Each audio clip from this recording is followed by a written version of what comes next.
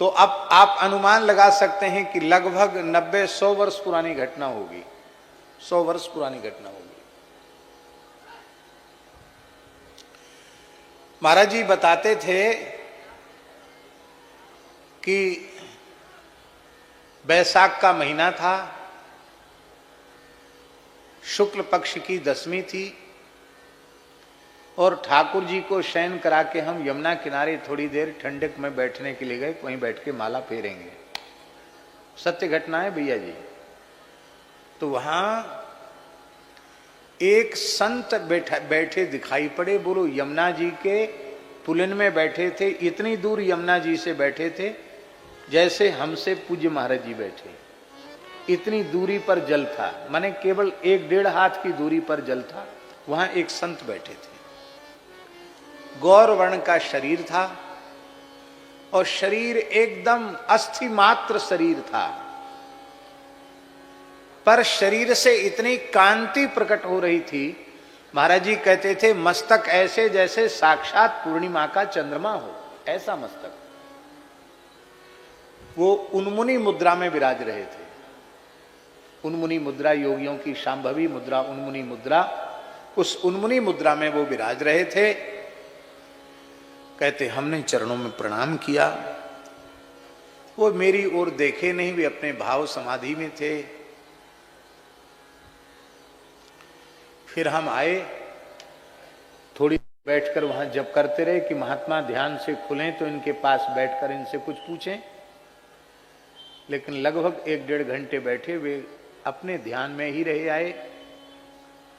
तो महाराज जी कहते कि अपने राम आए और गुरु महाराज तखत पर लेटे थे, चौक में ही, खुले में, गर्मी का समय था। तो गुरु जी को कहो बच्चा कहाँ गए थे पुजारी जी? कहे महाराज जी यमुना किनारे बैठ के थोड़ा माला फेरने गए थे। तो बताया कैसे ऐसे महात्मा, अरे बोले कोई सिद्ध पुरुष आए, तुम बड़े भाग्यशाली हो, किसी सिद्ध पुरुष का दर्शन हुआ, चलो हमको भी दर्शन कराओ। तो मंदिर के ठाकुर जी के शयन का दूध भोग रखा था, गुरु महाराज ने लिया नहीं था। एक कुल्हड़ में दूध लिया, बोले आज हमने दूध लिया नहीं, चलो दूध लेके गए। प्रणाम किया, उन संत से पूछा तो उन संत ने कहा मैं यमुनोत्री से आया हूं। क्या कहा?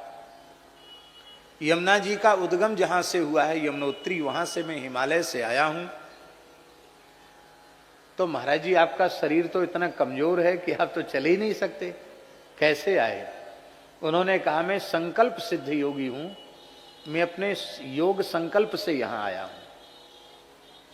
तो भगवान किस लिए आए हैं? बोले वृंदावन की रज प्राप्त करने के लिए आया। आज 10वीं है, कल एकादशी को हमें वृंदावन की रज प्राप्त हो जाएगी। महाराज जी आपकी अवस्था तो बहुत लगती है, आप कुछ आहार नहीं लेते हैं। तो उन्होंने अवस्था नहीं बताई। उन संत ने कहा 10,000 वर्ष से मैं केवल वायु का ही आहार कर रहा हूं। क्या कहा? अब भगवान श्री कृष्ण के अवतार काल से पहले के सिद्ध हो गए कि नहीं हो गए? मैं 10,000 वर्ष से केवल वायु का आहार कर रहा हूं। तो महाराज यमुनोत्री छोड़ के यहां देह त्यागने आए? बोले हां, उत्तराखंड साधन भूमि है, वृंदावन फल भूमि है। क्या कहा? वो साधन भूमि है, ये फल भूमि है। कल प्रातः काल 4 बजे हमें ब्रजरज प्राप्ति होगी, पर यह किसी को बोलना मत। क्यों? कि आने से भी मेरा दर्शन सबको नहीं होगा, तुम्हारे शिष्य को हो गया और तुमको हो गया।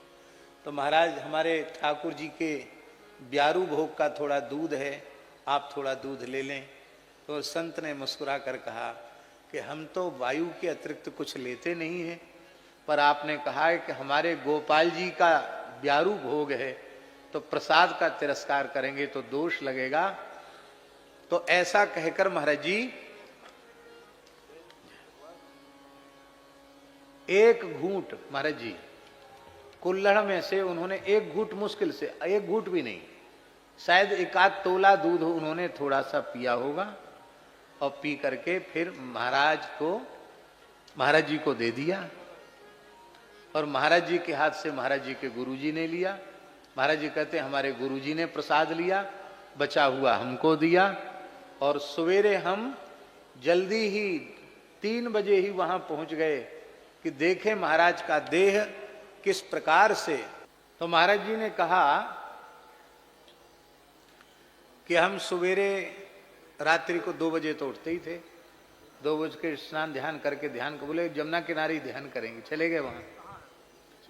तो कहते ठीक 4 बजे हमने देखा उन्होंने यमुना जी के जल में प्रवेश किया। हमने आंखों से देख रहा हूं, और ऐसे उन्होंने यमुना जी के जल का आचमन लिया, और देखते देखते यमुना जी के जल में जल रूप हो गए। कहते कहते महाराज जी रोमांचित हो जाते थे, कहते थे मैंने अपने जब पुजारी था तब अपनी आंखों से ये प्रत्यक्ष घटना देखी। तो कहते बच्चा, वृंदावन अयोध्या सामान्य नहीं है, ऐसे ऐसे सिद्ध पुरुष, ऐसे ऐसे महापुरुष आते हैं। तो ये बात इसलिए ध्यान आ गई कि 10,000 वर्ष से केवल वायु का आहार करने वाले महात्मा ने भी प्रसाद के नाम पर कुछ लिया तो 1 घूंट गैया का दूध लिया।